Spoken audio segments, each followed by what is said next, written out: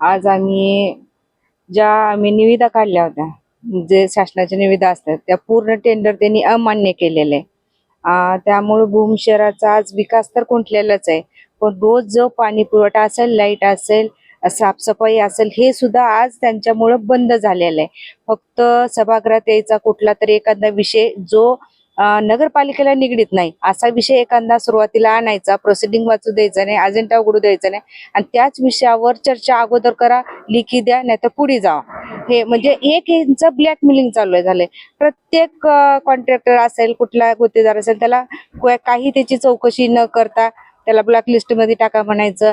पण त्यांच्या चौकशा ह्या कलेक्टर ऑफिसला, जिल्हाधिकारी साहेबांकडे आहेत, काही चौकशा त्यांच्या कोर्टात आहेत आणि त्याच सभागृहात आम्हाला विचारतात.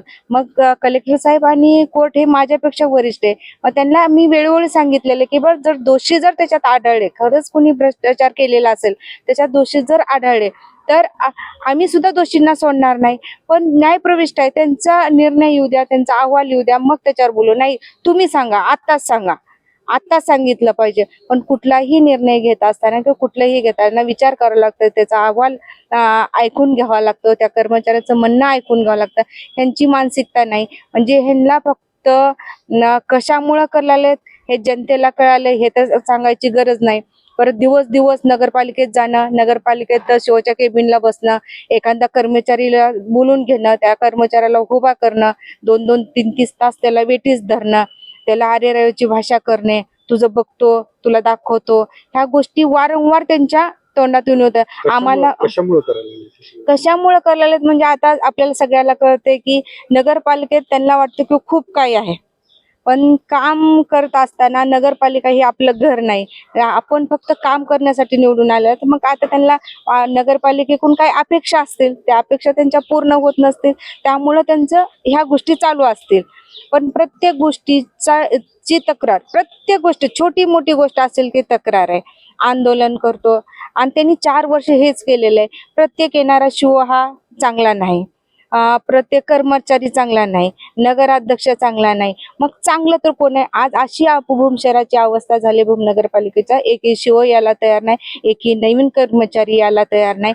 त्यामुळं आजची भूम शहराची इतकी बिकट अवस्था झालेली आहे. नगराध्यक्ष आहे नात्यानं भूमची सेवा करणं हे माझं कर्तव्य आहे, पण त्यांची मॅज्युरिटी असल्यामुळं मला हे काम करताना, विकास काम करताना बरेच अडथळे निर्माण होऊ लागले. त्यासाठी मी आज कलेक्टर साहेबांना भेटायला आले होते. म्हणजे आता तुम्ही कलेक्टरकडे काय मागण्या केल्यात नेमक्या आणि तुमचा इथून पुढचा जी स्टँड आहे ती काय राहील?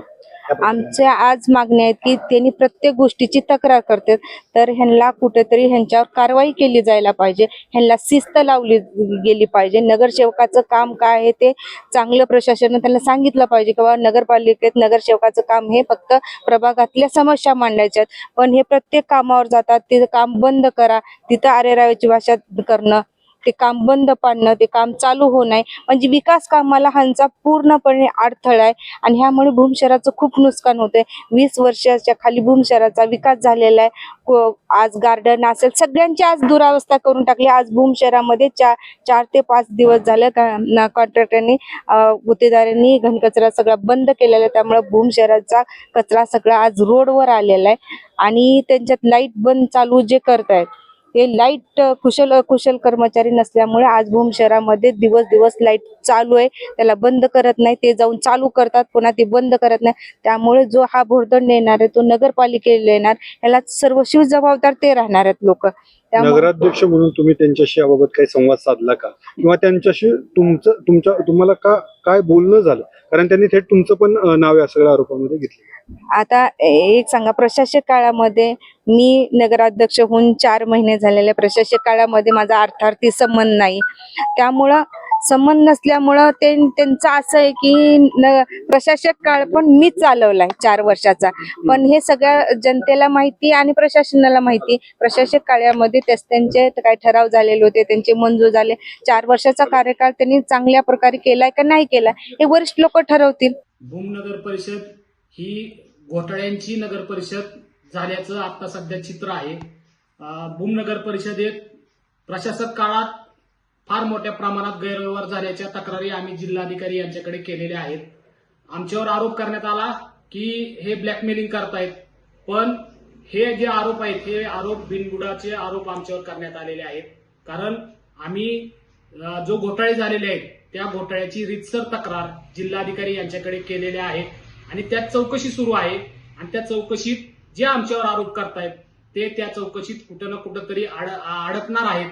आणि हे त्यांना माहीत झाल्यामुळं ते आता हे बदनामीचा डाव आमच्या बाबत रचायला लागलेले आहेत. जे 114 कोटी रुपयाच्या बाबतीत जे उच्च न्यायालयात याचिका दाखल केली होती त्यात माननीय उच्च न्यायालयाने त्यात स्पष्ट सूचना केलेल्या आहेत की जो कंत्राटदार आहे त्याचे 50 कोटी रुपयाची देयक थांबवण्याचे आदेश माननीय उच्च न्यायालयाने दिलेले आहेत. कारण जे रस्ते झाले होते अगोदर 2022-23ला रस्ते करण्यात आले आणि त्याच रस्त्यावर परत 114 कोटी रुपयाचा निधी टाकण्यात आला होता. या संबंधित आम्ही जे कागदपत्र होते ते उच्च न्यायालयात दाखल केल्यानंतर उच्च न्यायालयाच्या प्रथम दर्शनी निदर्शनास आलं की यात कुठं ना कुठं तरी अनियमितता झालेली आहे. म्हणून ते देयके थांबवण्याचा आदेश उच्च न्यायालयाने दिलेला आहे.